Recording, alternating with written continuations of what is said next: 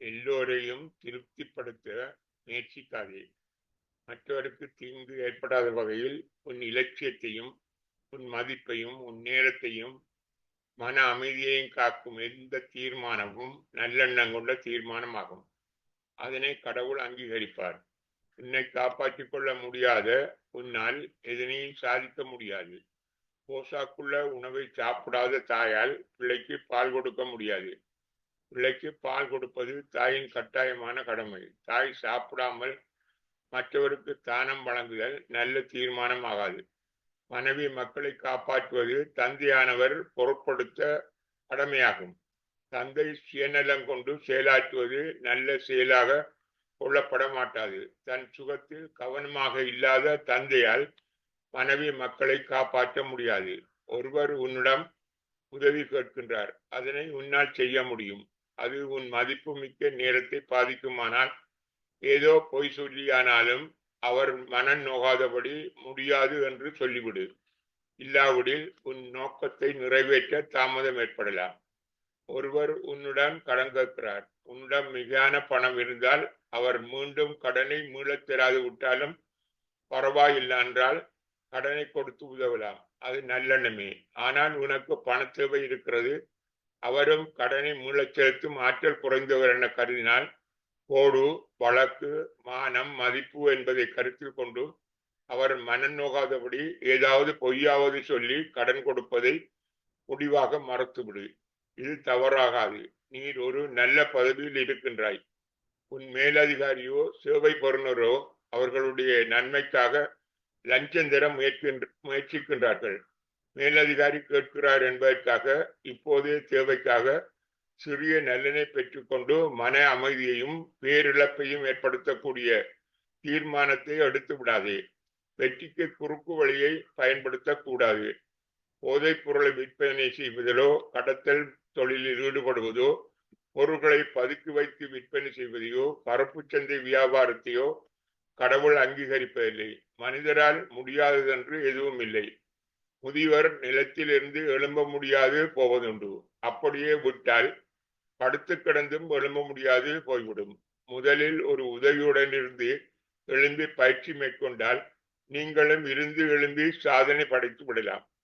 தன் கடமையை தவறாது செய்கின்றவர்களுக்கு ஆண்டவன் சக்தியை கொடுக்கின்றான். சூரியன் தினமும் உதிக்கின்றது, பூமி தன் பாதையில் சுழல்கின்றது, சந்திரன் பூமியை தவறாமல் சுற்றி வருகிறது, இதயம் இயங்குகிறது, சுவாசம் இயங்குகிறது. இவற்றுக்கு செய் என்று யாரும் கட்டளையிடுவதில்லை. அவை தானாக தன் கடமைகளை செய்து கொண்டிருப்பது போல எல்லாம் தத்தமது வேலைகளை முறையாக தவறாமல் செய்கின்றன. மனிதனும் அவனுடைய கடமைகளை மறக்காமல் தவறாமல் செய்து வர வேண்டும்.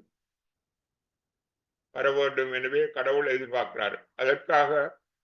அதற்கான நல்ல பயனையும் ஆற்றலையும் கடவுள் தருவார். உன் வெற்றி மட்டுமல்ல, எவர் வெற்றியாக இருந்தாலும் எல்லா புகழும் இறைவனுக்கே என்று சொல்லுவதே நன்றி உணர்வு. கடவுளுக்கு மட்டுமல்ல, மனிதர் செய்த உதவிகளையும் மறக்கக்கூடாது. கடவுள் மனிதனை கடவுள்தான் உருவாக்கினார் என்று யாராலும் நிரூபிக்க முடியாது. ஆனால் நம்பித்தான் ஆக வேண்டும். ஆனால் கடவுளை உருவாக்கியது மனிதனே. சிவனையோ பார்வதியோ பிள்ளையாரையோ முருகனையோ ஆனைக்குட்டி கடவுளையோ உருவாக்கியது மனிதன்தான். கண்ணாடியில் தெரியும் உருவம், படத்தில் தெரியும் உருவம், சிலையில் வடிவமைக்கப்பட்ட உருவம் ஆகியவை உண்மையானவை அல்ல. உண்மை வேறு என்பது உங்களுக்கு தெரியும். இந்த உண்மையை உணர்வது போன்றதே மனக்கண் முன் நீர் பார்க்கின்ற கடவுளை காண்பதும் ஆகும். உன்னால் படத்தில் பார்த்த உருவத்தை பார்த்து வரைய முடியலாம். ஆனால் மனக்கண் முன் பார்த்த அந்த உருவத்தை வரைய முடியுமா?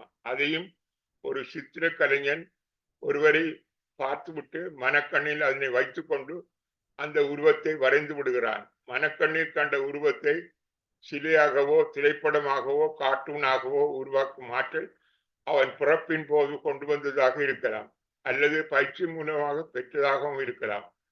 கடவுளை கண்ட சிலர் முற்புறப்பு செய்வினையின் விளைவாகவும் இன்னும் சிலர் தியான பயிற்சி மூலமாகவும் பெற்றுக் கொள்கின்றனர். அவர்களே ஞானக்கண்ணுடைய ஞானிகள். அவர்கள் சிலையை பார்க்கும் போதும் கடவுளின் படங்களை பார்க்கும் போதும் கடவுள் என்னும் ஒரே சக்தி வடிவத்தையே காண்கிறார்கள் என முத்தியா சுவாமிகள் சொல்லுவார். இறைவனிடம் எனக்கு எது சிறந்ததோ அதனை கொடு என்று கேள். எவர் கேட்டாலும் அவர் கொடுக்க கூடியது நல்ல வருமானம், ஆரோக்கியம், சந்தோஷமான சூழ்நிலை, மனச்சுவம் என்பனவாகும். உன் தகுதி என்னவோ அதை கொடுக்க கடவுள் எப்போதும் ஆயத்தமாக இருக்கின்றார். வாய்ப்புகளை காட்டுவார். தேவையான சூழ்நிலைகளை ஏற்படுத்தி வைத்துள்ளார். உனக்கு தகுதியானதை தெரிவு செய்து முன்னேற முயற்சி கொள்ளு. இடையில் தடை, தோல்வி, துன்பம் வந்து உன்னை காப்பாற்றுகிறது என்று அறிந்து கொள்ளு. உன் முயற்சி தொடர்பாக அவசரமாக போய்கொண்டிருக்கும் போது வாகனம் பழுதாகி தாமதமாகி விட்டதென கவலைப்படுகிறாய். அதே நேரம் அந்த தாமதம் ஏற்படாமல் இருந்திருந்தால் பெரும் விபத்தில் சிக்கி உயிராபத்து கூட ஏற்பட்டிருக்கும் என எண்ணி கடவுளுக்கு நன்றி செலுத்துகின்றாய். செய் நன்றி கொன்ற மகற்கு எந்த வகையிலும் மன்னிப்பு கிடையாது என்று வள்ளுவரும் சொல்லுகிறார். நேற்று இருந்த ஒருவன் இன்றில்லை. அவ்வாறான உலகில் இன்று நீ இருப்பதே கடவுள் தந்த பாக்கியம் என எண்ணி ஒவ்வொரு நாளும் படுக்கைக்கு போகும் முன் கடவுளுக்கு நன்றி சொல்ல வேண்டும். கடந்த நிகழ்வுகளை அன்று படுக்கைக்கு போகும் முன் நினைத்து பார்த்து தோல்விக்கான, துன்பத்துக்கான காரணத்தை அறிந்து கொண்டபின் அத்தவறுகளை திருத்தி தொடர்ந்து முன்னேறு.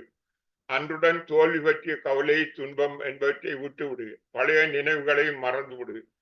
எதிர்காலம் பற்றி அஞ்சாதே. கடவுள் உன்னுடனேயே இருக்கிறார். எதற்கும் பயப்படாதே. அடுத்த நாளுக்கான வேலையை திட்டமிடு. தன்னை காப்பாற்ற முடியாதவன் சாதனை படைக்க முடியாது. மற்றவருக்கு உதவ முடியாது. லாபம் சம்பாதிக்காத முயற்சியாளன் மற்றவருக்கு உதவ முடியாது. வேலை வழங்க முடியாது. சம்பளம் வழங்க முடியாது. காரியாலய பிரச்சனையை வீட்டுக்கு கொண்டு வராதே. வீட்டில் உள்ளவர்களையும் துன்பத்துக்குள்ளாக்காதே. வீட்டு பிரச்சனையை காரியாலயத்துக்கு கொண்டு செல்லாதே. உன் வேலையை சரியான முறையில் நிறைவேற்ற முடியாது போகும். சிறிய தோல்வியை தவிர்க்க பெரிய தோல்வியை ஏற்றுக்கொள்ளாதே. எல்லோருடைய ஆலோசனைகளுக்கும் செவிமடுக்கலாம். ஆனால் முடிவை நீரே எடுக்க வேண்டும். எதிர்காலத்தில் நீர் மற்றவரில் தங்கியிருக்க நேரிடும். பொருளை இழக்கலாம், உழைத்துக் கொள்ளலாம். நேரத்தை இழக்கக்கூடாது. இளமையில் கல், இளைஞனுக்கு அறம் எதுவென இடித்துரை. இழந்த நேரத்தை திரும்பி பெற முடியாது என்பதை உணர்த்து. உன்னை உணர். நீ மலிவானவனாகி விடக்கூடாது. எல்லா இடத்துக்கும் போகாதே. உன்னை விட்ட கழுகின்றவர்களை கெஞ்சாதே. எல்லோருக்கும் எல்லா சந்தர்ப்பத்திலும் உதவி செய்ய வேண்டும் என்பது கட்டாயம் இல்லை. உன் இலக்கை, அதற்கான நேரத்தை ஒதுக்கவேன். மற்றவருக்கு உதவி செய்தல் பற்றி சிந்தி. உன் இலக்கை நோக்கி முயற்சி செய். மறக்க வேண்டியதை துணிவாக மறத்துவிடு. விளக்கம் கொடுக்க வேண்டும் என்ற அவசியமில்லை. உன் ஆற்றலுக்கு அப்பாற்பட்ட வேலையை பொறுப்படுத்தாதே. தேவையில்லாத அழைப்புகளுக்கு போகாதே. பயனில்லாத விவாதங்களில் பங்கு கொள்ளாதே. உன் மனதை கெடுப்பவர்களுடன் உறவாடாதே. இவை நீர் எடுக்கும் தீர்மானங்களில் கருத்தில் கொள்ளப்பட வேண்டும் என முத்தியா முனிவர் வலியுறுத்தினார். கரோல் சப்பு, மெண்டி சப்பு.